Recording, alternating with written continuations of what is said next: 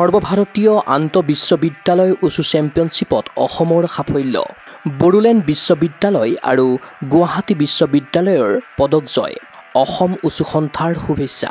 যোৱা ২২ৰ পৰা ২৭ ফেব্ৰুৱাৰীলৈ পঞ্জাৱৰ চণ্ডীগড় বিশ্ববিদ্যালয়ত অনুষ্ঠিত হয় সৰ্বভাৰতীয় আন্তঃবিশ্ববিদ্যালয় উচু চেম্পিয়নশ্বিপ ২০২৪-২৫। এই প্ৰতিযোগিতাত অসমৰ ৪খন বিশ্ববিদ্যালয়ে অংশগ্ৰহণ কৰি লাভ কৰিছে সফলতা।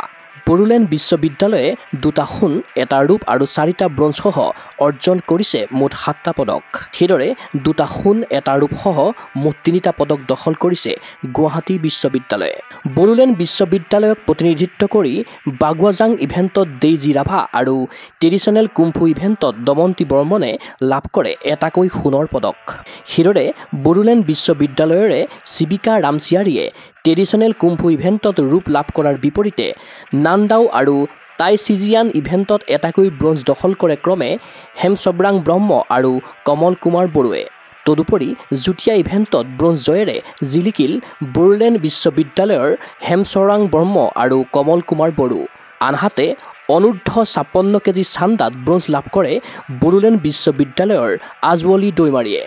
ইয়াৰ সমান্তৰালভাৱে গুৱাহাটী বিশ্ববিদ্যালয়ক প্ৰতিনিধিত্ব কৰি টাইচিকুৱান আৰু ট্ৰেডিশ্যনেল কুমফু ইভেণ্টত এটাকৈ সোণ অৰ্জন কৰিছে ক্ৰমে ৰুইতুলি বড়ো, সুহানা আহমেদে।